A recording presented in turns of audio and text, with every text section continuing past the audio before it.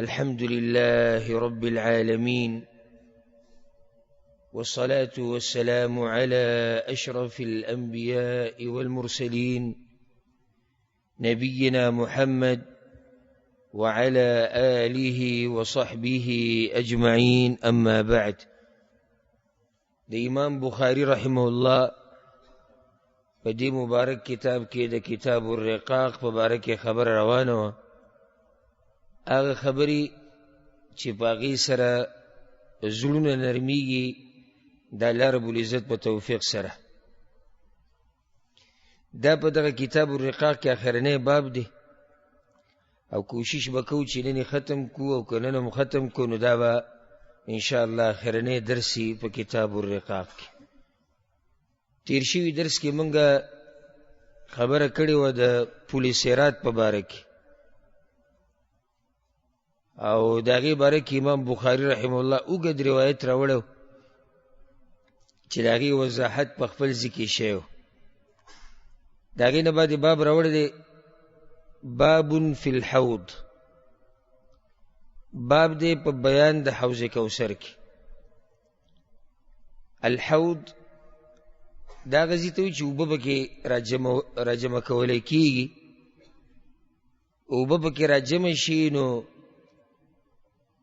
خلق یا ساروی دا غي نه به فائدہ لی دي ته حوض ولکی.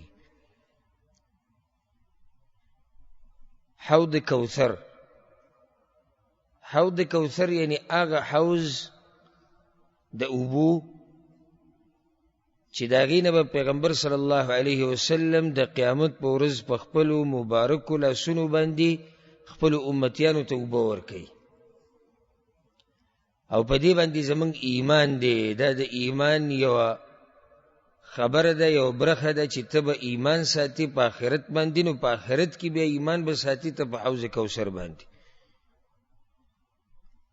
او د حوض کوثر ثبوت ته په قرآن کې مشتي، دا په حدیثونو کې مشتي. حدیثونه خو ډېر زیات دي. امام بخاری رحمه الله دا کتاب الرقاق ختم کړی په دې دی د حوض کوثر په تذکره باندې.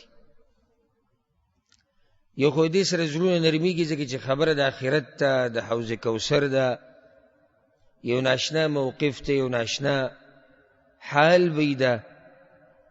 نو چې کله یو ژوندي زړه والا مسلمان دا خبرې واوري، د هغه سره زړه هغه نرمیږي. بله دا چې دې خبرې ته پکې تا ته اشاره کوي چې صحیح د زړه دې نرم شو، نو بیا د هغه وخته پورې تر دې حوض نه اوبه هم نشي څښلی چې څو پورې تا په صحیح شریعت باندې عمل نه یې کړی. لکه ګور د زړه د نرمولو زموږ مقصد دا نه دی چې ته زړه نرم کو چې څوک درته څه وایي په هغې ورشه.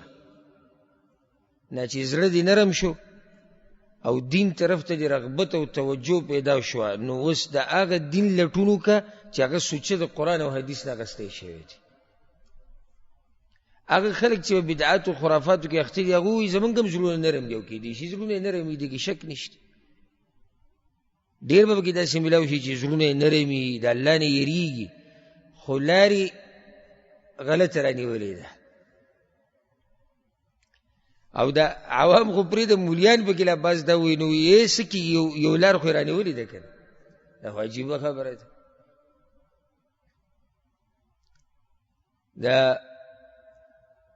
یو کس خبره کوله زما د دغه هغه بیان باره کې چې ما پکې ویلو، د نږدې ورځو کې تېر شوی چې دا نیت په ژبه باندې ویل، په خوله باندې ویل، دا نشتی شریعت کې، دا نشتی. نو هغه وایي چې دوه درې خبرې واوره، او دې خبرو ته غوږ کېده. یوه وایي چې دلیل پې نشتی، نو خو مطلب دا دی چې حرام نه دی. دې سوچ ته ګوره ها، چې دلیل پې نشتی حرام خو نه دی که نه، خو صرف دلیل پې نشتی. ناشنا خبرې به واوري. لکه اوس ته زه اکثر د منځه د مثال په دې ورکوم چې دا ډېر واضح دی. شپږم مونځ دې شروع کړو او دا دې وایي چې جی دا شپږم مونځ دی، ماسخوتن او د سحر په منځ کې یو بل مونځ دی. ما راته وایي جي په دې خو دلیل نشته، ته څنګه په شپږم مونځ د پنځو سره لګې او فرض کوې، دې باندې خو دلیل نشته. وایي دلیل پې نشته خو حرام خو هم نه دي که نه. ګوره اصل دا دی په عباداتو کې، اصل توقیف چې نشته، اصل دا دی چې نشته الا هغه عبادت چې هغه الله او د الله پیغمبر ښوولی. نو عبادت په دلیل سره ثابتېږي، چې دلیل پې نه و معنی ده چې د عبادت نشته. نو دویمه خبره، وی خلک سندرې وی، خلک کنځلې کوي، دوی پې چېرته رد ونه کړو، خو که څوک د منځه نه مخکې نیت په خوله ووایي د دیندارۍ د لاسه، نو دوی پې ردونه کوي. څومره ښایسته رد کوي. نو دلته دوه خبرې، یوه چا ویلي چې موږ په سندرو باندې رد نه دی کړی، او الحمدلله موږ به ټول نه زیات کړی. دویمه خبره، هغه سندرو والا بیا ما خپلو سندرو ته حرام وایي، خو دا بدعتي خو د خپل بدعت ته حرام نه وایي که نه. دا چې په خوله نیت کوي دی ورته عبادت وایي، هغه سندرې چې وایي هغه هم دا مني چې زما دا کار څه دی، دا غلط دی. خیال هم دی که نه دی؟ او زما ته دلته ګوره دا مطلب نه کېدی چې څوک زما دا خلک خوشتي چې صحیح نشر کړو، زما دا بیان راوالی وایي چې وګوره وایي چې سندرې جایز دي، په خوله نیت ویل حرام دي. نه حرام دواړه دي، حرام دواړه دي. خو هغه سندر والا کېدی شي بس سندر والا دي چې حلال وته وي، دا خو بیا خطرناکه مسله سړی کفر ته وباسي. خو نه عموما چې مسلمان وي نو هغه اته پته چې زما دا کار څه دی، دا غلط دی. که په خوله نه وایي خو په زړه کې مني چې دا کار غلط دی. خو بدعتي د خپل کار چې کوي دا کوي په دې چې دا عبادت دی، دا دین دی، ثواب په نیت یې کوي. نو دی به په اسانه پرېږدي دا اولنی، که دا دویم به خپل کار په اسانه پرېږدي. اولنی به په اسانه پرېږدي. ولې؟ ځکه چې ورته حرام وي، دا دویم ورته عبادت وي. نو ته چې دی په وکې په کې ډېر وخت لګي، ځکه چې هغه یو کار عبادت ګڼي او ته د ناروا دی. نو خبره مې دې پورې راواغسته چې امام بخاري رحمه الله ته دا وایي چې د حوض کوثر تذکره خو دا، خو بیا دا خبره به کیم واوره او دا حدیثونه یاد که چې حوض کوثر نه به اوبه هغه سړی څکي چې هغه د پیغمبر په نقش قدم روان.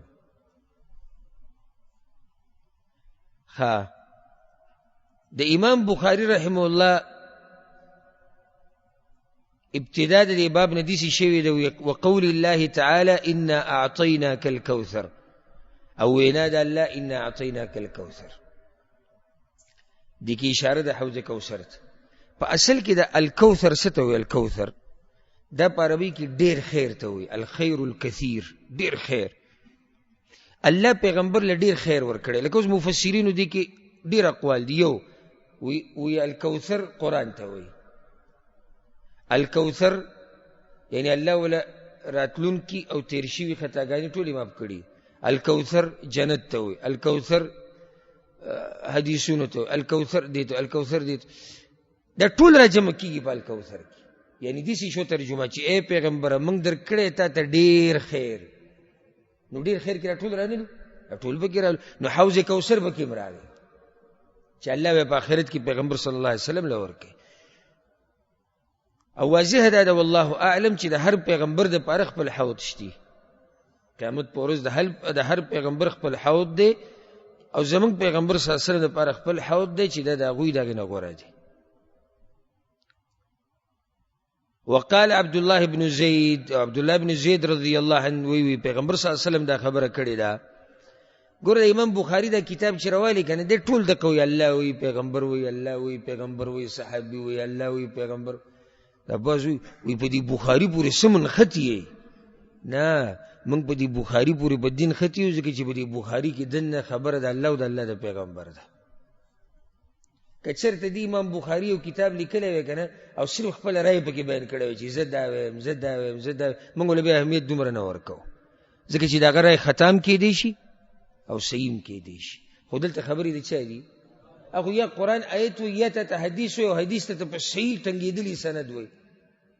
نو دا خو د امام بخاري رای خو نه ده، دا خو د هغه رای نه شوه که نه.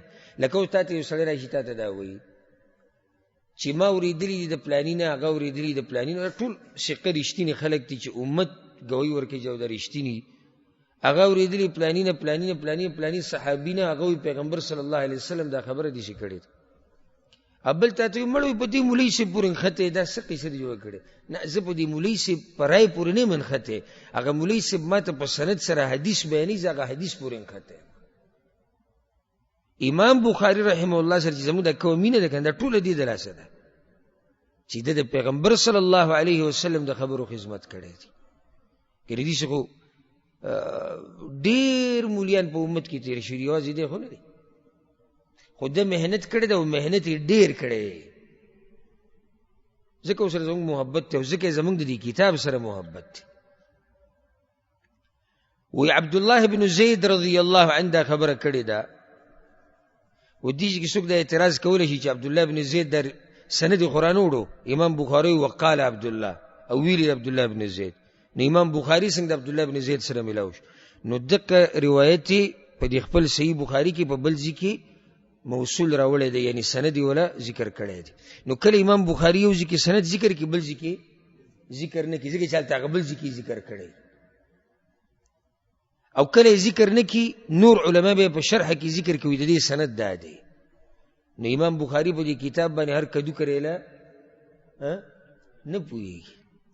اوس یو سړی راولي صحیح بخاري کې وقال عبدالله، راشه د امام بخاري غلطي مې راونی وګوره، وقال عبدالله، نو امام بخاري د عبدالله سره څنګه ملاو شي؟ دا خو صحابي دی، او دی پوه نه چې د صحیح بخاري ویلی. هم په دې کتاب کې په کتاب المغازي د غزاګانو تذکرې چې کېږي په کې دا روایت ته هلته سند پورې ذکر کړی دی. پیغمبر صلی الله علیه وسلم صحابه کرامو ته ویلي دي اصبروا، صبر کوئ، حتی تلقوني علی الحوض، تر دې چې تاسو ملاو شئ ما سره په حوض کوثر باندې. امام بخاري دا روایت دې لپاره راوړو چې یعنی حوض کوثر دا حق دی، دا ثابت دی، دا به د قیامت په ورځ وي. نو ځکه پیغمبر صلی الله علیه وسلم صحابه کرامو ته ووایي چې صبر کوئ د کوم وخته پورې؟ حوض کوثر باندې ملاقات پورې. او دې کې زموږ دپاره ډېر ښکلي فایده او نصیحت پروت دی چې د دنیا په دې امتحانونو او په دې فتنو باندې او په دې سختو باندې په دې به صبر کې. که چېرته یو مسلمان باچا د باندې راغی تا سره ظلم کو، تا سره زیاتې کو، ستا حق یې خوړو، په دې به صبر کې او صبر به کې او په دې صبر او په دغې صبر او په دې صبر. کوم وخته پورې صبر؟ حتی تلقوني علی الحوض، حوض کوثر پورې صبر، حوض کوثر پورې صبر. دا د مؤمن شان دی. داسې یو فایده دی که نور امام بخاري دې نه د حوض کوثر ثابتول غواړي. د هغې نه بعد حدیث راوړی دی د عبدالله بن مسعود رضی الله عنه، وی پیغمبر صلی الله علیه وسلم وی چې انا فرطکم علی الحوض، زه ستاسو نه مخکې تلونکی یم حوض کوثر ته، او ستاسو انتظار به کوم په حوض کوثر باندې. انا فرطکم، او فرط په عربۍ کې هغه چاته ویل کېږي چې دی د قافلې نه مخکې د اوبو ځي ته ځان رسوي او د هغوی دپاره د اوبو تیاری کوي. لوی زیری د دې امت دپاره په دې حدیث کې پروت دی. څه خوشبخته امت دی چې پیغمبر ورته په حوض کوثر به انتظار کوي. زموږ ټولو دپاره خوشحالي ده. یعنی مطلب دا دی چې ای امته، زه به ستاسو نه مخکې ورسېدلم په حوض کوثر به ولاړ یم، ستاسو انتظار به کوم، هلته به ملاقات کېږي. هر سړی چې د پیغمبر سره په حوض کوثر باندې ملاقات کول غواړي نو ژوند به بیا داسې تېری لکه څنګه چې تا ته الله او د الله پیغمبر ویلي دي. هله به ستا ملاقات د پیغمبر سره په حوض کوثر کېږي. دا صرف د ارمانونو خبرې نه دي، او دا صرف په دواګانو په تشو دواګانو هم نه کېږي. دعا ورسره عمل، کار به بیا صحیح رواني. صرف تش لاس وجهږي الله حوض کوثر اوبه راکړه، څه خوږې اوبه به وي، څه مزېدارې اوبه، دا خو صحیح ده، خوږې به وي، مزېدارې به وي، خو عمل دې خوږ نه دی، عمل دې برابر نه دی. او یا صرف خپه بخپه باندې واچوه الله غفور رحیم دی، حوض کوثر نه به اوبه وڅښو. اوس به ته واورې چې په دې حوض کوثر به ناشنا منظرې دي ته هر څوک رسېدی هم نه شي. د هغې نه بعد حدیث راوړی دی دام دا عبداللہ بن مسعود رضی اللہ عنہ روایت تے پیغمبر صلی اللہ علیہ وسلم وی انا فرطکم علی الحوض، استاسو نمخ کی تلون کیم حوض کوثر تا، استاسو انتظار بکون پا حوض کوثر باندی. وَلَيُرْفَعَنَّ مَعِي رِجَالٌ مِّنْكُمْ ثُمَّ لَيُخْتَلَجُنَّ دُونِي ثُمَّ لَيُخْتَلَجُنَّ دُونِي، سسڑی با راہکارشی ماتا استاسونا، یعنی دی امت سے خلق با پا دی حوض کوثر ماتا راہکارشی، بیا باغوی دا آغازین لری کڑیش را بخکو دیش، کم لین کم صف چی لگی دلی دی حوض کوثر تا چی خلق تی اوبوز کی دی امت دین با باز کسان راہ کو دیش. فاقول یا رب نزویم چی یا زما رب اصحابی دا زما ملگری دی، فیقال نما تبویلش انک لا تدری ما احدثو بعدک، تا تا دا پتہ نشتی دوستان ورستو پا دن کی سسک کارون رویستی دی. دا حدیث دی بندی شیعگان روافظ یو اعتراض کئی، اس لگا اگر بازو دا طریقہ رویستی دی جسو کے اعتراضو کی نصبہ کے حدیث بلری کے، اس کا اگر تری دا اعتراض ورمخامخ کی دی دا حدیثون ازلم رو پر زی، لیکن جواب دیشتی. شیعگان روافظ اعتراض کئی، خو منگ دا اللہ پا توفیق سر و توائیو راشا دیسی جواب دل در کو جستا اگر بچی میاد ساجی، حدیث خو صحیح دی. اعتراض دا غودا دی پیغمبر بوچی زمان ملگری، نوی ملگرون مراد صحابہ کرام دی، مانا دا جی صحابہ کرامو دین گڑ وڑ کڑے دے دا پیغمبر نباد،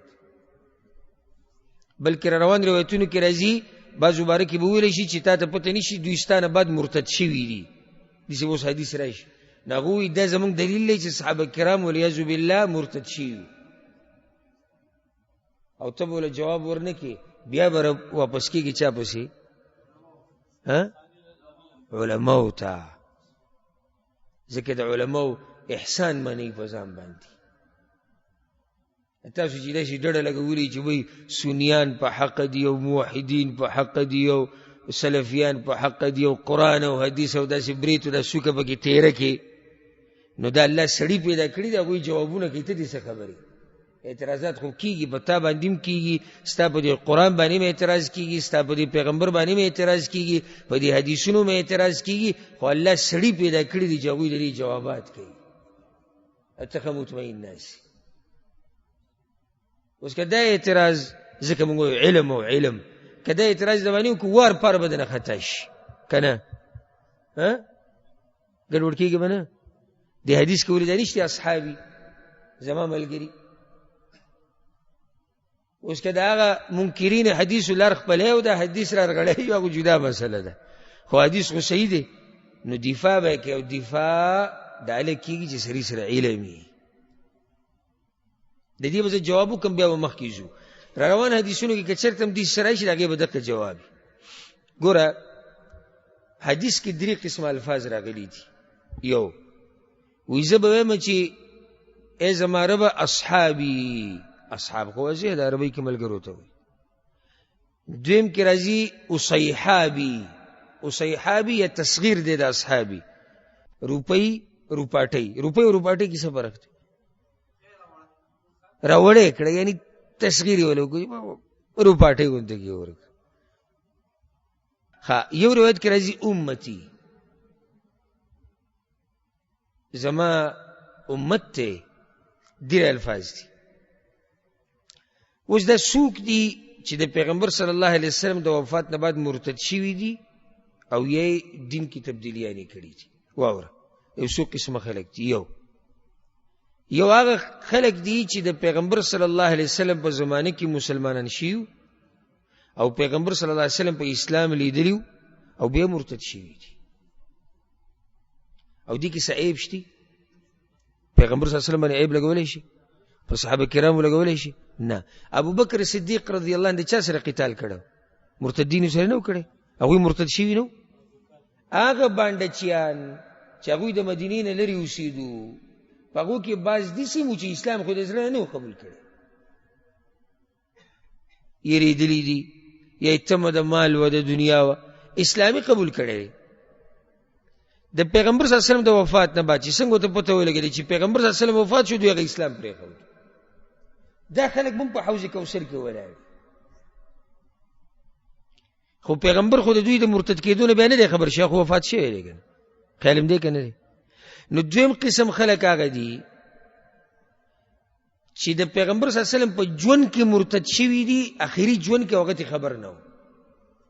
داسې خلک وو چې راغلي وو ظاهري د څه فایدو دپاره یا د یېرې د لاسه اسلام قبول کړی دی، بیا یې پرېښودی دی او پیغمبر صلی الله علیه وسلم ژوندی و خو هغه ته خبر شوی نه دی، دوی به ولاړې په حوض کوثر کې.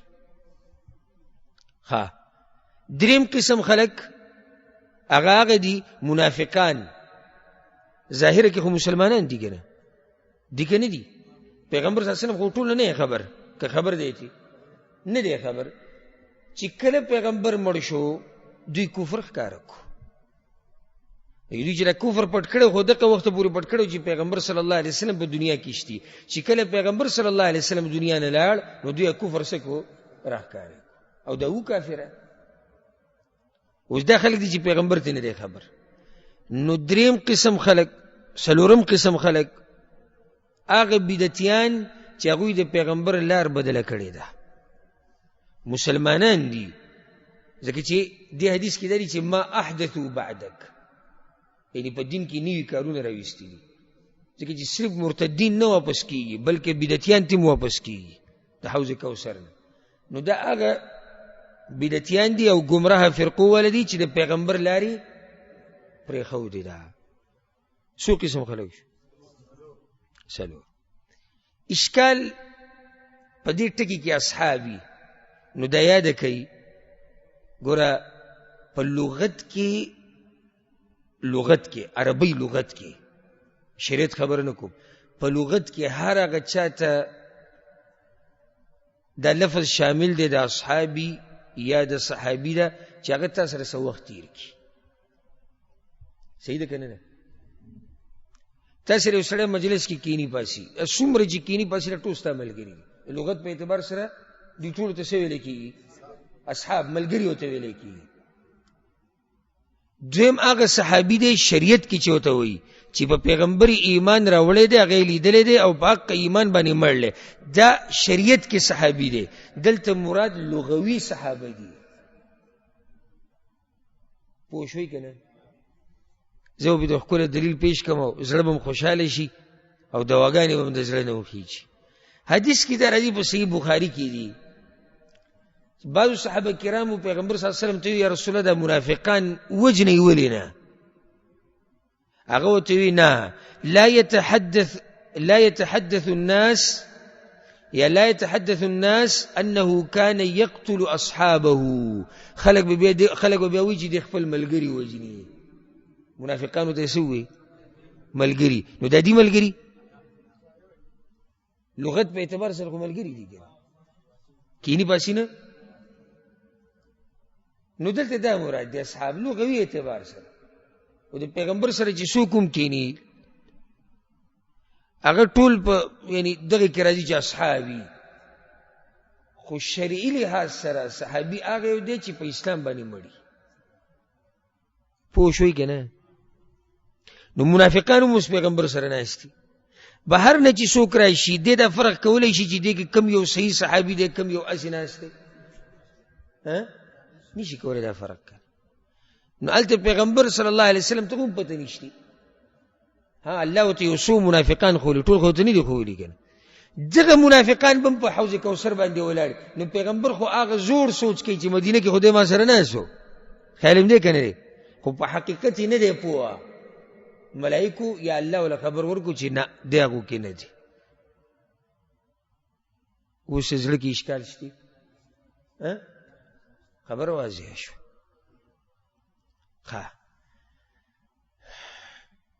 حوض کوثر باره کې ډېر روایتونه روان دي. دا یو ناشنا حوض دی چې الله پیغمبر صلی الله علیه وسلم له ورکوي. پیغمبر صلی الله علیه وسلم یو روایت کې وی امام مسلم راوړی و یغت فیه میزابان من نهر الجنه، جنت کې یو ولده او دا غینه دونه وګي هغه بهر ته راوتي دي، په هغې سره د اوبه بهیږي دغه حوض ته، احدهما من ذهب والآخر من فضه. دغه یو میزاب د اوبه چې پرې روانې د سرو زرو، د بل د سپینو زرو. نو د حوض ته د اوبه د کوم ځای نه روانې دي؟ د جنت نه. جنت کې یو نهر دی، یو وله ده، د هغې نه د اوبه رابهیږي او د حوض ته راځي، او دا حوض اوس موجود دی، اوس شتي. دا زموږ ایمان دی، په دې به د دلیل وښیم انشاءالله دې کتاب کې را روان دی. او دې حدیث نه بله غټه مسله دا راووته چې په دین کې نوي کارونه راویسته، بدعت، خرافات، دا تا منع کوي د حوض کوثر د اوبو نه. د هغې نه بعد حدیث راوړی دی د عبدالله بن عمر رضی الله عنهما نه. هغه وایي پیغمبر صلی الله علیه وسلم دا خبره کړې ده، امامکم حوض،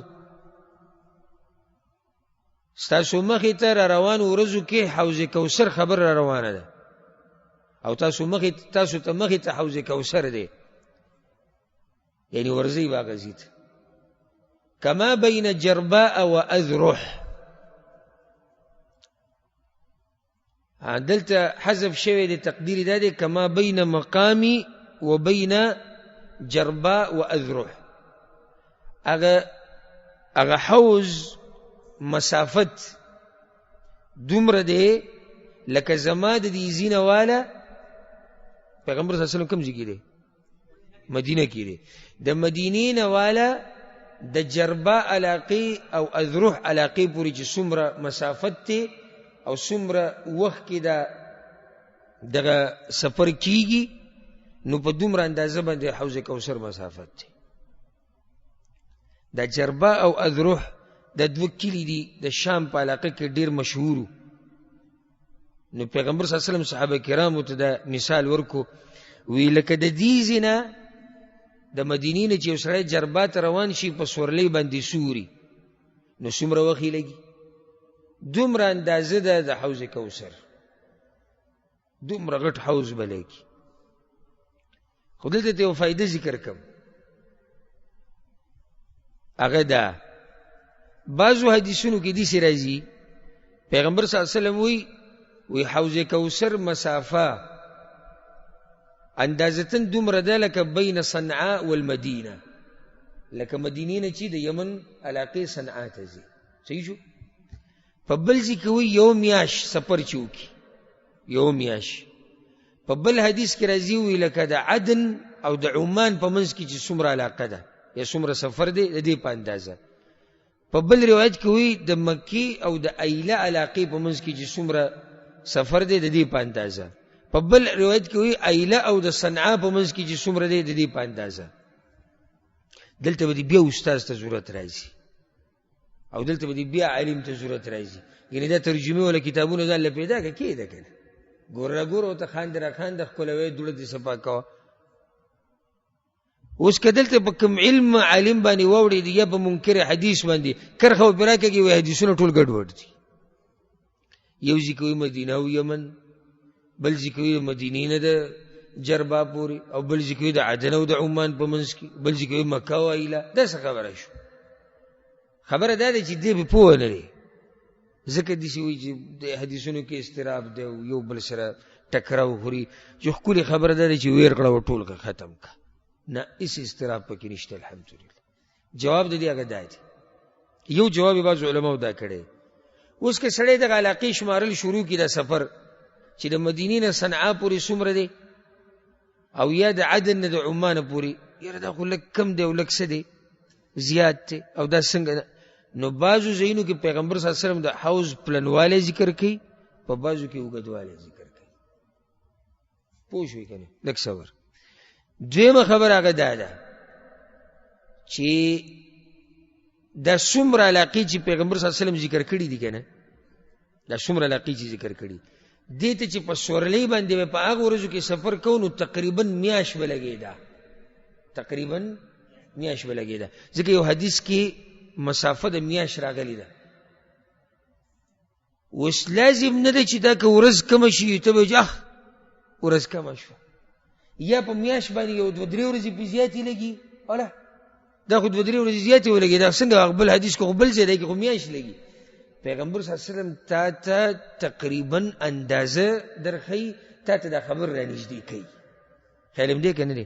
نو دا نه چې ته پیتره والی او حسابول شروع کړي چې دا خو دې چې ته 30 ورځې ولګېدې په سورلۍ باندې، او هغه ځای کې چې دی 13 ولګېدې او بابل کې 32 ولګېدې.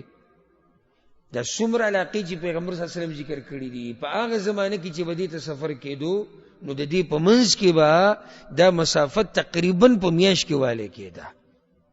او هغه بل حدیث کې واضح دی چې د هغې پلنوالی او اوږدوالی په اندازه د یوې میاشتې د سفر دی. پوه شوې اوس که بله خبره به راته وکړه. اوس کېدی شي پیغمبر صلی الله علیه وسلم د یو 2 علاقو په منځ کې ځای ذکر کړي او بل طرف ته بل علاقه ذکر کړي. یو سړی وي چې دا خو میاشت نه زیاتو کې والی کېږي او دا کم والی کېږي. نو سوال دلته دا دی چې ته په اس باندې سورلي کې، نو دا آسونه ټول یو شان دي؟ کېدی چې هغه یو دی په څو کې ورسوي په میاشت کې، هغه بل کمزور دی په څو کې ورسوي سره پاسه میاشت کې که نه؟ نو سورلۍ کې فرق نه راځي؟ راتلی شي. کېدی چې ډېر تکړه اس پیدا کړي او د میاشت نه مخکې دی ورسوي، که نه نشي کېدی؟ بله خبره، بل جواب یې مواله چې زړه مو ښه مطمئني. پیغمبر صلی الله علیه وسلم دومره هوښیار انسان دی، دومره حکیم انسان دی چې حیران بشي د هغه هوښیارتوب ته. ولې د علاقې هغه بدلوي را بدلوي؟ دا سوال دی که نه؟ مثلا دا چې ولې یو علاقه پیغمبر نه یادوي؟ جواب دا دی چې پیغمبر صلی الله علیه وسلم هر چا ته هغه علاقه یادوي کومه چې هغه پیژني. لکه اوس که موږ ته څوک داسې وایي د دې داسې اندازه واله لکه د برطانیې نه چې امریکې ته ځي، لکه نو زه ستا د برطانیې او زه ستا د امریکې نه څه خبره؟ یاره له دې سعودي عرب کې مثال لا که، یاره له په پاکستان کې مثال لا که چې ما ته پته ولګي، او ته ما ته د برطانیې او د امریکې تذکره کړي. یا موږ اوس دلته سعودي ته لګیو د دې داسې مثال دی لکه د پنډۍ نه چې پېښور ته ځي. سعودي به ما ته ګوري چې د پنډۍ څه ته وایي او د پېښور څه ته وایي. زه خو په دې نه یم پوه، ما له په دې ځای کې مثال لا که د دې زما د دې ملک چې زه پوه شم. نو پیغمبر صلی الله علیه وسلم چې دا علاقې یو ځای کې یو شان ذکر کوي، بل ځای کې بل شان، هغه خلکو ته ګوري چې دا خلک کوم علاقه ښه پېژني هغه ورته ذکر کوي. پوه شوئ که نه؟ نو الحمدلله حدیثونو کې هېڅ تعارض هېڅ ټکراو نشته. خلاصه دا ده چې د پیغمبر صلی الله علیه وسلم د حوض پلنوالی او اوږدوالی دا مسافت د یوې میاشتې په اندازه دی چې یو میاشت څوک سفر وکړي په سورلۍ باندې هغه زمانه کې، نو د دې په اندازه باندې د هغې پلنوالی دی اوږدوالی. سوچ وکړئ چې څومره غټ حوض دی. د هغې نه بعد حدیث راوړی دی د ابو بشر نه، هغه د سعید بن جبیر نه، هغه د عبدالله بن عباس رضی الله عنهما نه را نقل کوي دا خبره. عبدالله بن عباس وی الکوثر ډیر خیر څه ته وایي؟ الخیر الکثیر الذي اعطاه الله ایاه. کوثر هغه ډیر خیر ته وایي چې الله پیغمبر له ورکړی دی. دا تفسیر د چا دی؟ د عبدالله بن عباس. کوثر څه مطلب دی؟ ډیر خیر چې الله چا له ورکړی دی؟ پیغمبر صلی الله علیه وسلم نه. دې کې یو راوي دی ابو بشر. ابو بشر وی ما سعید بن جبیر ته دا خبره وکړه چې هغه د عبدالله بن عباس نه روایت را نقل کوي. وی ما ورته چې سعیده ان اناسا یزعمون انه نهر فی الجنه، لکه تاسو خو دا وایي چې کوثر ډیر خیر ته وایي چې الله ورکړی دی پیغمبر له، خو بعض خلک خو دا وایي کوثر هغه نهر ته وایي چې په جنت کې دی او د هغې نه به اوبه پیغمبر حوض ته راځي. نو هغه ورته څه وایي سعید؟ النهر الذي في الجنه من الخير الذي اعطاه الله اياه. خو صحیح ده که نه؟ دغه حوض چې کوم دی دا نهر چې په جنت کې دی او د هغې نه به دا اوبه را بهیږي دی حوض ته، خو دا هم په هغه ډېر خیر کې دی که نه کوم چې الله پیغمبر له ورکړی دی. نو څه ټکراو پکې نشته. د هغې نه بعد حدیث راوړی دی عبدالله بن عمر رضی الله عنهما نه، وایي پیغمبر صلی الله علیه وسلم وایي حوضي مسیرة شهر، زما د حوض د پلنوالی د اوږدوالي اندازه هغه د یو میاشتې په فاصله کې دی، لکه یو میاشت چې سړی سفر وکړي، اوس دلته یو میاشت راغلی ده بالضبط. نو دا خلاصه ده چې دا مسافه څومره ده؟ د یوې میاشتې په اندازه. ماؤه ابیض من اللبن، په دې حوض کوثر چې کومې اوبه ملاویږي هغه په سپینوالي کې به د پیو نه زیاتې سپینې. وریحه اطیب من المسک، او خوشبو به د مسکو یا د مشکو د خوشبو نه زیاته مزیدار. وکیزانه کنجوم السما، کیزان په عربي کې کوزو ته وایي چې لاس کې وتی او ټوټۍ وتی خوله اوږده په هغې کې ته اوبه راړی څه شی چې هغه ترې راړی. نو کوزې چې کومې پرتې دي هلته په حوض باندې چې اوبه ترې خلک وڅکي یا اوبه پرې وڅکي، که نجوم السما په داسې اندازه کې دي لکه څومره چې ستوري دي په اسمان کې، دومره ډېرې کوزې پرې دي. من شرب منها فلا يظمأ ابدا، پیغمبر صلی الله علیه وسلم وایي چې چا د دې حوض نه اوبه وڅکړي دی به چرته هم بیا نه تږی کېږي. یو روایت کې داسې راځي، امام مسلم راوړی دی، واحلى من العسل، او په خوږوالي کې به د ګبین نه زیاتې خوږي. او یو روایت کې راغلی دی سبحان الله امام احمد راوړی دی، وابرد من الثلج، او د واورې نه به زیاتې یخي. نو د پیو نه زیاتې سپینې، د ګبین نه زیاتې خوږې، د مسکو نه زیاتې خوشبوداري، او د واورې نه زیاتې یخي. چا چې دا اوبه وڅکړي نو بیا به نه تږی کېږي. بیا دلته سوال دا راځي زړه ته چې دا جنتیان چې به دا جنت کې څښاک کوي او څه چې څکي کار څه څکي، دا ولې څکي؟ نو هغه د تلذذ او د خون اخیستو دپاره به یې څکي، دا نه چې تږي شوي به وي. ځکه چې حوض کوثر نه چې چا اوبه وڅکړي دا د پیغمبر خبره ده چې دی بیا نه تږی کېږي. نو جنت کې چې دی اوبه څکي یا ګبین څکي یا پی څکي یا شراب څکي، هر څه چې څکي د دې دپاره نه څکي چې دی تږی شوی دی. ولې څکي؟ خون تیاري. لکه څنګه چې دنیا کې موږ کله نه کله اوبو ته هېڅ ضرورت نه لرو، ښه ماړی او اوبو ته م زړه م نه کېږي، خو څوک راله یو شربت راوړي ویې څکو. شربت موږ ولې څکو؟ خون تیالو، مزه تیالو. دا نه چې موږ په هغه ټیم څه یو، په هغه ټیم موږ تږي یو. د هغې نه بعد حدیث راوړی دی د انس ابن مالک رضی الله عنه روایت ته، پیغمبر صلی الله علیه وسلم وی ان قدر حوضی، زما د حوض د مسافت اندازه دومره ده، د پلنوالی یا د اوږدوالي، کما بین ایلة و صنعاء من الیمن، لکه څومره مسافت او څومره ځای چې د ایله او د صنعاء علاقې په منځ کې دی. صنعاء په یمن کې ده، خیال م دی که نه؟ دلته اوس دوه نور کلي ذکر کړو، صنعاء او ایله. دا صنعاء خو وی من الیمن په یمن کې، دا ایله دا د شام طرفونو ته راځي، اردن او هغه طرفونو ته. نو دا مشهور علاقه، نو دغه ذکر کړه. او د دغه ځینې چې سړی روان شي ځي یمن ته، په یمن کې صنعاء ته لاړ شي، دومره اندازه کې د پیغمبر صلی الله علیه وسلم حوض دی.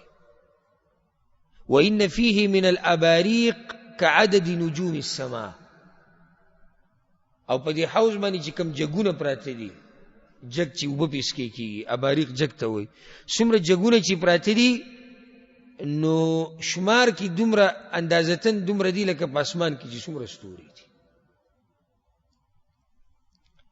د هغې نه بعد حدیث راوړی دا هم د انس بن مالک رضی الله عنه حدیث دی. پیغمبر صلی الله علیه وسلم وی بینما انا اسیر فی الجنه، وی زه په جنت کې روان وم.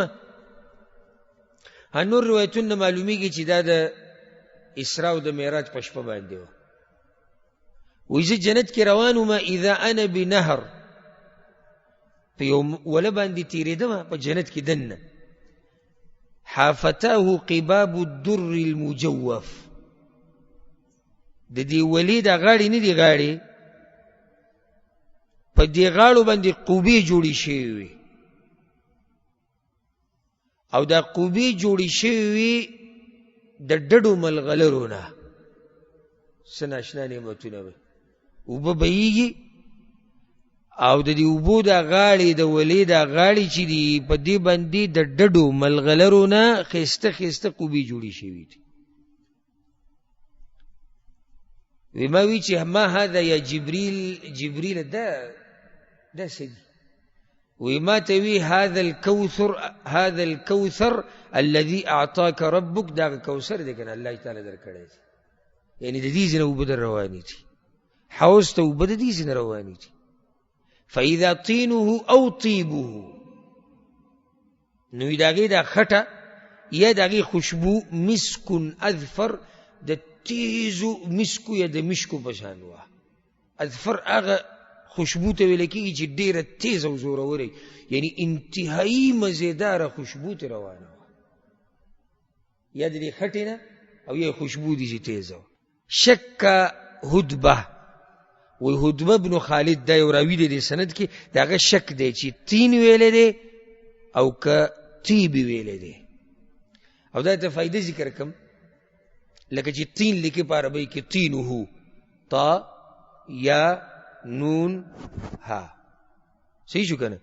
طیبه لیکو تا یا با ها، شکل کې یو شان دي کنه دي، بالکل یو شان دي. دا ټکي به ګوره پوخاني استعمالي دي، دومره پوه خلکو د عرب ها، دا ټکي د نقطې د وروسته لګېدلي، په دې مصحف کې هم نقطې نه وي ګورئ، په دې حدیثونو کې هم دا نقطې به دوی نه لګولې. داسې پوه خلکو، داسې تکړه خلکو. دا خو وروسته چې کله بیا دا ملکونه فتح شو، د فارس او روم او دا علاقې، او د دوی د عجمو سره دا اختلاط راغی، نو هغه خپل عربي او خپل علم هغه ته څه شو، هغه ته کمزوری شو. او کله چې یو قوم د بل قوم سره ګډون وکړي، نو څه نه څه هغه خپل عادات خپل علم هغه د لاسه ورکوي. لازم دی کې شک نشته.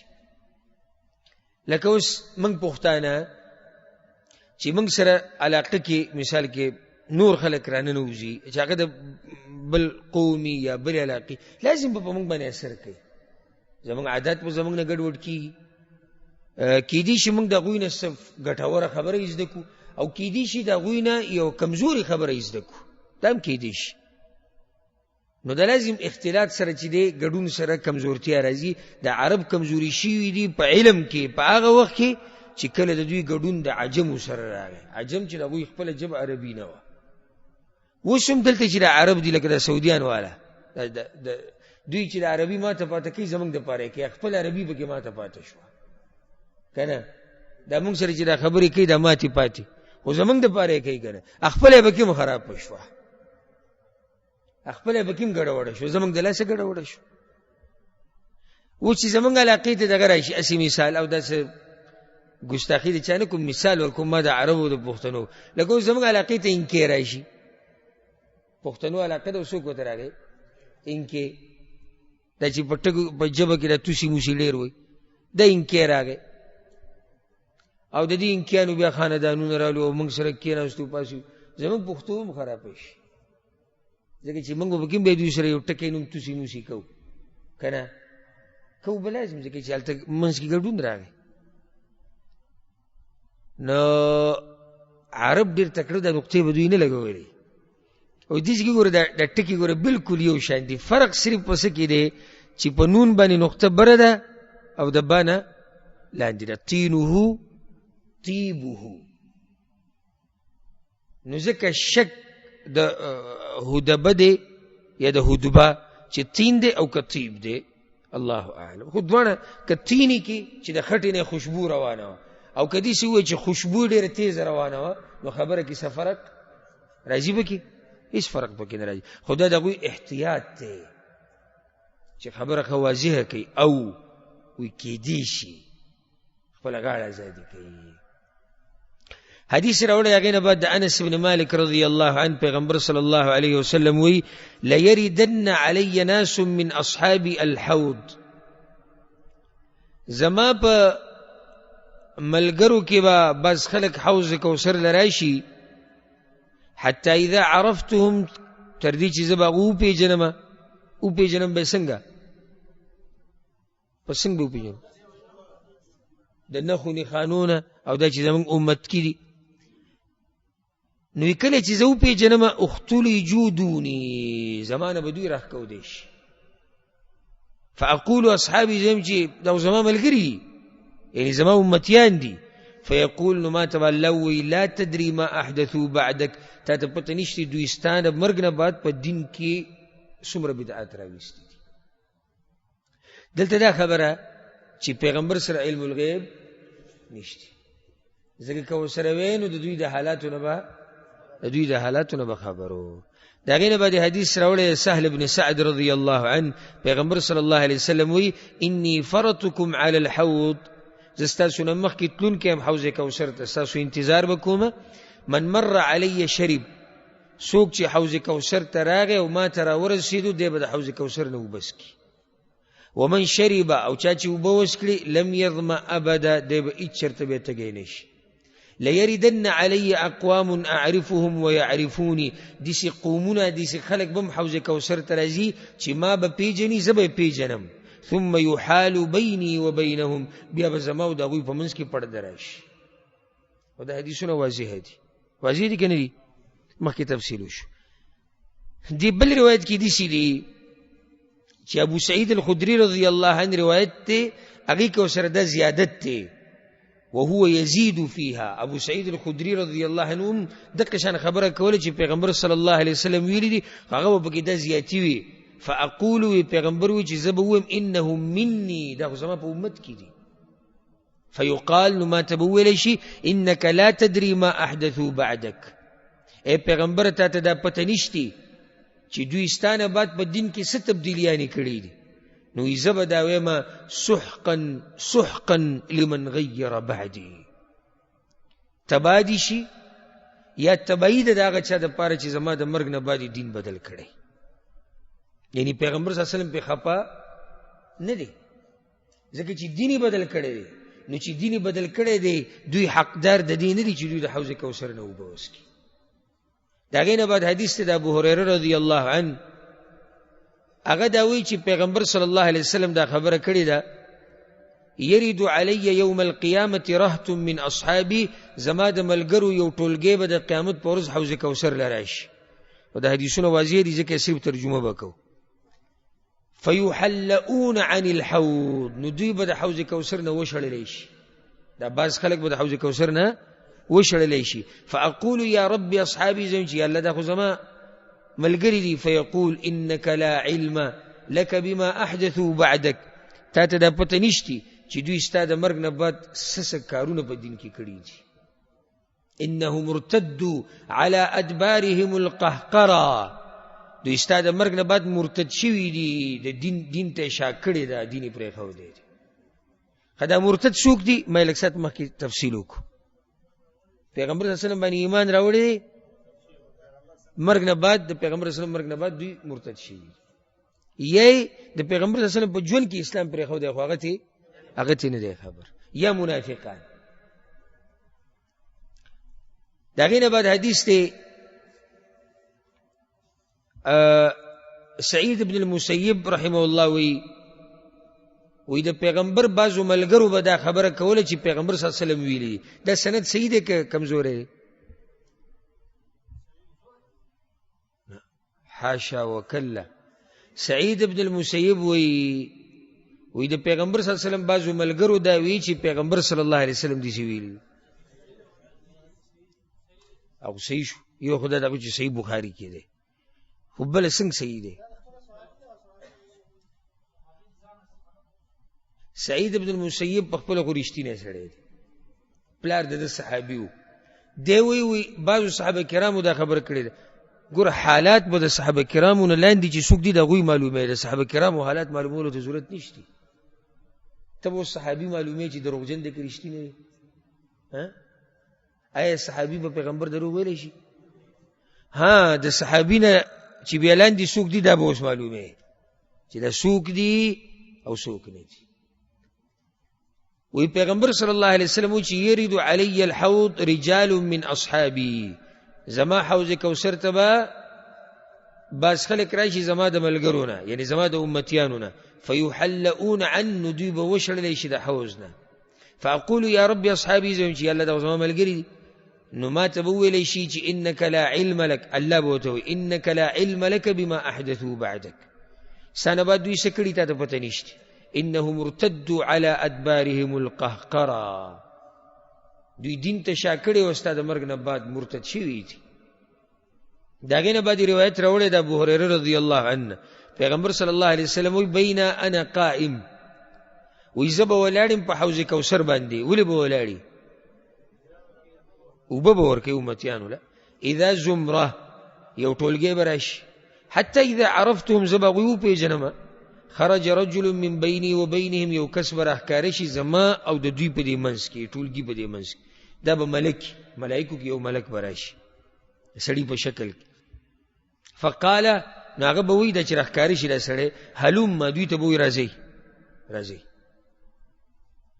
نو زه به ورته وایم چې اين چېرته بوځې وایي ما ته به وایي چې الى النار والله په الله دې زمونږ قسم جهنم ته بوځو زه به وایم چې وما شأنهم ولې څه چل دوی له هغه به راته وایي چې انهم ارتدوا بعدك على ادبارهم القهقرا ستانه بعد دوی مرتد شوي دي دین یې پرېښودی دی ثم اذا زمره نو بیا به یو ټولګی راښکاره شي زه به وپېژنم بیا به قشان یو سړی راشي زما او د هغوی په منځ کې او دوی ته به وایي چې هلم راځئ زه به ورته وایم چې چېرته اين چېرته یې بوځي وایي به چې الى النار والله جهنم ته یې بوځو وایي زه به ورته وایم چې ولې څه چل دوی له وانهم ارتدوا بعدك على ادبارهم القهقرا ستانه بعد دوی مرتد شوي دین یې پرېښودی فلا اراه يخلص منهم الا مثل همل النعم نو ما ته دې ښکاري چې دې حوض کوثر ته به نه رارسي مګر په شان د هغه څاروي چې هغه پرېښودی شوی دی اوس دا که ترجمې درته وکړي بیا به هم نه پوهېږي په دې پوه شوئ نه حمل النعم هغه څاروي ته ویلی کېږي چې هغه مهملي پرېښودی شوی مالک یې نه وي بس ځان له ګرځي را ګرځي دا مالک چې دا ډېري که مالک چې نه دا ډېري مالک چې دا صحیح ډېري په اصل کې مقصد د پیغمبر صلی الله علیه وسلم د خبرې دا دی وایي څنګه چې دا څاروي هغه چې هغوی طرف ته توجه ورکړی کېږي مالک یې خیال ساتي دا ډېر دي دا چې ځان له آزاد ګرځي را ګرځي څوک یې نه دا ډېر لږي نو همدقه شان د حوض کوثر ته را رسېدونکي به هم ډېر لږي حوض کوثر ته را رسېدونکي دا لږ دي ځکه چې د پیغمبر صلی الله علیه وسلم په نقش قدم تک د هغې دپاره شرط الله دې په دغه لږو کې موږ شمار کړي حدیث کې را دا بل حدیث راو د ابو هریره رضی الله عنه پیغمبر صلی الله علیه وسلم وی ما بین بیتی و منبری روضة من ریاض الجنه زما د کور او زما د منبر په منځ کې چې کوم ځای دی دا د جنت په باغچو کې یو باغچه ده و منبری علی حوضی او زما منبر به زما په حوض باندې لګي دې حدیث په شرح کې ډېرې خبرې سړي ذهن ته راځي خو زه به یو څو ذکر کړم چې تاسو مې پوه شئ یو دا چې د دې څه مطلب دی چې زما د کور او زما د منبر په منځ کې چې کوم ځای دی دا د جنت ټوکړه روضه چې ورته موږ چې مدینې ته لاړ شو روضه پېژنې که نه هسې ګورې دا غلطه خبره ده پته دا څنګه مشهوره شي چې د پیغمبر دې قبر ته خلک روضه وایي هغه قبر دی روضه د جنت چې حدیث کې راغلی هغه د کوم ځای نه کوم ځای پورې ده هغه د دې کور نه د منبره پورې ده د کور نه د منبره پورې ده د دې څه مطلب دی چې دا ځای د جنت باغچه ده نو بعض علما وایي د دې معنی دا ده دا ټولې خبرې صحیح دي وایي معنی دا نه چې دا ځای جنت دی وایي معنی دا ده چې دلته کېناسته دلته عبادت کول دلته انسان ته داسې خوشحالي میلاویږي لکه څنګه چې جنت کې میلاویږي او دا بلا شک یقیني خبره ده چې دلته چې کوم سکون زړه ته میلاویږي د هغې تپوس مه کوه که چا پکې لمونځ کړی په تاسو کې دویمه وی د دې مطلب دا دی دا نه چې دا د جنت ټوکړه ده وی معنی دا ده چې دلته کېناسته او دلته مونځ کول دا تا رسۍ جنت ته او درېمه معنی دا ده چې دا ځای ده دا د پیغمبر صلی الله علیه وسلم د کور نه والا د منبر په کور نه مراد د عایشې رضی الله عنها کور دی او ځکه بعضې روایتونو کې راځي ما بین قبري و منبري زما د قبر او منبر په منځ کې نو قبر د هغه کوم ځای کې دی د عایشې رضی الله عنها کور کې دی دا ټوټه بذاتها دا ټوټه دا به په آخرت کې د جنت په باغچو کې یو باغچه یعنی د دې ځای نه به الله اوچتوي جنت ته به وړي او دا څه بعیده نه ده لکه حجر اسود د کوم ځای نه راغلی جنت نه راغلی نو دغه شان دا ټوټه داسې ما فایده ذکر کړه حالانکې هلته مقصدي خبره چې امام بخاري دپاره هغې دپاره حدیث راوړی دی ومنبري علی حوضي او زما منبر به په کوم ځای کې زما په حوض باندې اوس د دې څه مطلب دی د دې یو مطلب دا دی چې زما دا منبر دا په کوم چې زه اوس ولاړ یم دا منبر به رب العزت ولګوي په حوض کوثر باندې ولې به هلته لګوي چې په دې پیغمبر صلی الله علیه وسلم ناست او په خلکو کې اوبه تقسیموي دویمه دا چې دا حوض کوثر به زما د منبر په دې ځای لګي کوم ځای کې د پیغمبر صلی الله علیه وسلم منبر دی دلته به حوض کوثر لګي والله اعلم د هغې نه بعد حدیث راوړی د جندب رضی الله عنه پای کې دا دی چې پیغمبر صلی الله علیه وسلم وایي انا فرضتکم علی الحوض زه به ستاسو نه مخکې حوض کوثر ته رسېدلی یم دا واضح دی د هغې نه بعد حدیث راوړی دی د عقبه بن عامر رضی الله عنه و یو پیر پیغمبر صلی الله علیه وسلم راووتو فصلى على اهل احد صلاته على الميت نو د احد د شهیدانو دپاره داسې دعاګانې وغوښتي لکه څنګه چې سړی د مړي دپاره غواړي بیا تللی د احد خواله پیغمبر صلی الله علیه وسلم په ملګرو پسې ډېر خفه و نو په هغوی پسې تللی دی بیا او د هغوی دپاره بیا دعاګانې وغوښتي ثم انصرف على المنبر بیا لاړ خپل منبر ته وختو فقال نو دی ووي اني فرط لكم زه به ستاسو نه مخکې حوض کوثر ته رسېدلی وانا شهید علیکم او زه ګوره په تاسو باندې ګواه یمه په دې ملګرو باندې زه په تاسو ګواه یم پیغمبر صلی الله علیه وسلم لیدلي واني والله لا انظر الى حوض الان او زما دې په الله قسم چې زه اوس دغه د خپل حوض ته ګورم یعنی الله ته کشف وکړو حقیقت کې ولیدو یعنی زه ینم خیال هم دې ګوره وایي زه په تاسو ګواه یم او زه حوض کوثر ینم ولې دواړه خبرې یو ځای رالي چې یعنی دین کې څه تبدیلي را نه ولې ګورې هلته حوض کوثر باندې ملاقات کول غواړي ځکه دې پسې حوض کوثر ذکر کو واني اعطيت مفاتيح خزائن الارض او مفاتيح الارض او مال الله د زمکو د خزانو چابیانی را کړی دي د زمکو د خزانو چابیانی اشاره څه ده چې د فتوحات د شام د فارس او د روم د دې د خزاني به الله زما د امت له ورکوي او دې څه وشو دی واني والله ما اخاف عليكم ان تشركوا بعدي او زه ګوره په دې نه یېرېږم چې تاسو به شرک وکئ صحابه کرام خو اوچت خلک دي دا خو کلک موحدین دي زه نه یېرېږم چې تاسو به شرک وکئ ولكن اخاف عليكم ان تنافسوا فيها خو یېرېږم د دې نه چې دنیا کې به مقابلې شروع کړي او دا به خراب کړي ځکه چې هلته مخکې وي چې خزاني به میلاوي نو خزاني چې میلاو شي نو دنیا به څه شي پراخه به شي ډېره به شي او چې ډېره شي نو مقابلې هرس به ډېر شي چې مقابلې او هرس ډېر شي نو هلاکت پې راشي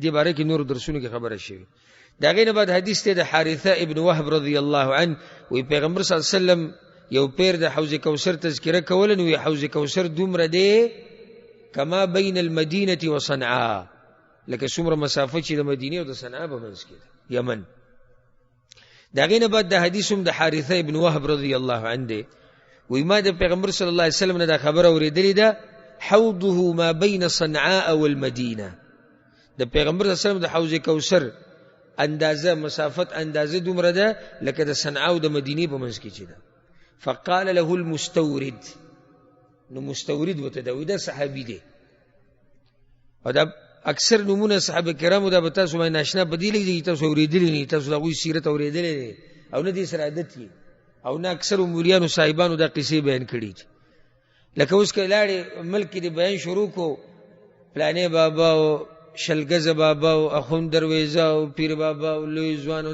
ټولې پیژني. ولې پیژني؟ دغه کیسې دي. یا که د بزرګانو کیسې در واغستې رحمت الله علیه دامت برکاتهم العالیه او علیه الرحمه، دا کیسې دي شروع کړې ټولې پیژني. او صحابه کرامو نوم راوځي بڑا اوس نوي نوي کیسې شروع کړې، نوي نوي خو تا نه دي اورېدلي. فقال له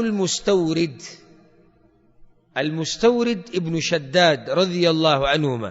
دا مستورد په خپل صحابي دی، پلار د شداد دام صحابي دی. دی مستورد دی دغه ته وی دی حارثه ته الم تسمعه قال الاواني. خدا خبره سیدی ته د پیغمبر نه دا اوریدلی چې مسافت د حوض کوثر دومره د لوخ مبارک دي ته نه اوریدلی چې لوخي دي سي دی د سي د حوض کوثر هغه ویلا دغه معنی دی اوریدلی. دا شي دقیق خلق دي چې کوم اوریدلی دا کوي. هانو مستورد او ته بیا هغه ما اوریدلی دي. ترى فيه الآنية مثل الكواكب. حوض کوثر باندې چې کم لوخي پراته دي د سکو د پاره کم ګلاسونه کوزي جګونه پراته دي هغه به داسې ښکاره کېږي لکه د اسمان د ستوري داسې پړقېږي به داسې مزېدار. د هغې نه به د حدیث راوړی او د اخرنی دی په دې باب کې او اخرنی دی په کتاب الرقاق کې. اسماء بنت ابوبکر رضی الله عنهما وی پیغمبر صلی الله علیه وسلم وی چې انی علی الحوض، زه به د قیامت په ورځ په حوض کوثر ولاړ یم حتی انظر من یرد علی منکم، ګورم به چې څوک به د دې امت راځي چې زه له حوض کوثر نه اوبه ورکړم. وسیؤخذ ناس دوني، نو څه خلک به د دې نه مخکې چې ما ته راورسي هغه به د دې خلکو نه واغستی شي او ویستلی شي. فاقول زمم چې یا ربي مني ومن امتي، دا خلک خو زمانه دي زما د امت نه دي، دا حوض خو زما د امت لپاره لګېدلی. فيقال نو ما ته به ویلی شي هل شعرت ما عملوا بعدك، تا ته دا پته شته چې ستا د مرګ نه به دوی څه کړي، تا ته څه پته لګېده؟ تا ته خو پته نه لګېده. والله ما برحوا يرجعون على اعقابهم، دوی همیشه د دین نه وړېدلي دي، دوی دین ته شا کړې ده. نو فکان ابن ابي ملیکه، دی راوی یو راوی پکې دی عبد الله ابن عبد الرحمن ابن ابي ملیکه رحمه الله، هغه به دا وی اللهم انا نعوذ بك ان نرجع على اعقابنا او ان نفتن في عن ديننا.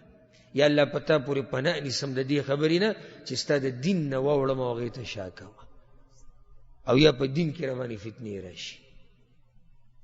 د دې سره د امام بخاری رحمه الله د دې خو کتاب د کتاب الرقاق وضاحت او سلسله غ اختتام ته ورسېده.